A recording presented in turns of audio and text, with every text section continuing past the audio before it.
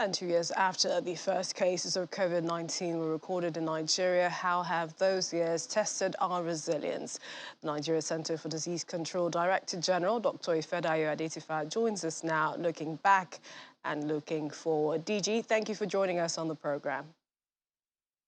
Thank you very much, Millicent. And may I just use the opportunity to thank you and the production crew of the COVID-19 update channels for 2 years of a really fantastic job providing useful updates to the public regarding this pandemic. Thank you very much for your support. Thank you, sir. Now, in your experience of infectious diseases, where will you put COVID-19 in terms of virulence, science, disease characteristics? And this is compared to other diseases you've probably come across. Well, COVID was new. That's the big deal. And in some of the earlier reports, especially the one by the WHO Director General, he did say never before in human history had we had a pandemic caused by a coronavirus. So we didn't know anything about this particular virus, and we had to struggle to respond to it, look after cases, or in fact, identify cases, look after cases, develop diagnostic tests, and develop management strategies at the same time as responding to it. So that was very difficult in terms of COVID as an infectious disease. For those of us in infectious disease practice, you have some sense of comfort because most of the diseases have been around and there's existing knowledge. You've been taught about it, or you can read it in a book, or you can quickly catch up with it with a little research. But in the case of COVID, at the time it broke, there was very little or basically zero information. So that was difficult to work out. In terms of virulence, it's not the most virulent infectious disease or pathogen that we have seen. It's certainly not as virulent even as Ebola, or certainly even as Lassa fever that we are currently experiencing in the country. But what's the difference is that because it achieved pandemic proportions, covered the whole world, and has resulted in a little over 6 million deaths. That's larger than the population of many countries, even in Africa. That made it cause significant toil on the health of the world's population. Let's not even talk about the livelihoods and the economic damage that it caused as well. And doctor, this also affected our attitude to infectious diseases, how we progressed from lockdown to the use of face masks and staying away family members. But, for what we've been told, the triage, which is testing, contact tracing, and the likes. Testing has remained low for a population like ours. The question has been, why haven't we met the targets? Also, the information about the seroprevalence study, which appears to be saying another story, 50% of the population could have gotten COVID at some point. Clarify that for us.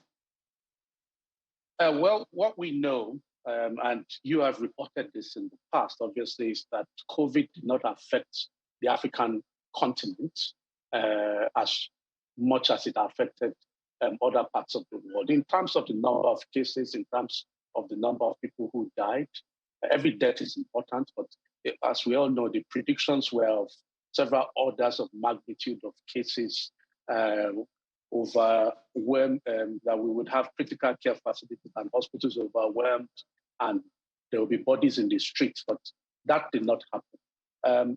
Nonetheless, we clearly, the information from serosurveys tells us that it's not because Africans were resistant to the virus, because the virus indeed achieved widespread transmission.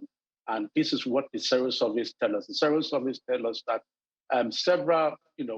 a larger number or fraction of the population than reflects in the case numbers by testing had actually encountered the virus and developed antibodies to it, with or without actually developing symptoms. We also know that even from the cases that we've identified, most of our cases have been either had no symptoms, that is, they were asymptomatic, or they were just mildly symptomatic, which is why you can see from the numbers that we report daily and cumulatively, that most of our confirmed cases were actually discharged and are alive and well. So what does this information do, and this is for NCDC and other sister agencies, to the response of the virus, which is still very much around moving forward? Well, I think the thing to say to start with is that the situation where you've got serosurvey results far in excess of the number of cases reported is by no means unique to us. This is the situation in Kenya where I used to work before. It's a situation here, it's a situation in the UK and elsewhere. Because a significant number of people who come across this virus do not develop symptoms, a lot of the population have antibodies without ever falling ill. And we don't normally test people who are not sick. You might test a few people because they are contacts of people who have taken ill or because they require it for travel or otherwise, but we only test people typically when they are symptomatic or they are suspected of having COVID. And this is part of why the case numbers are quite disproportionate compared to what our serosurveys show.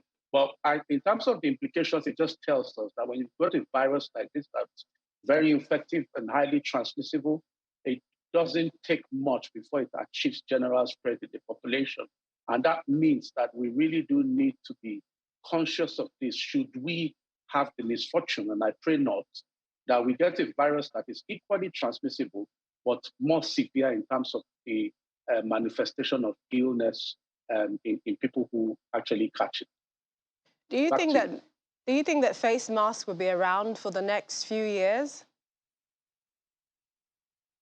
The face masks have been around, as I'm sure many of us know, especially people who have the opportunity to travel frequently know that, I mean, they are, people from Asia and elsewhere typically use face masks because, I mean, they either to deal with issues of pollution or actually to take care of the challenge that they have with flu.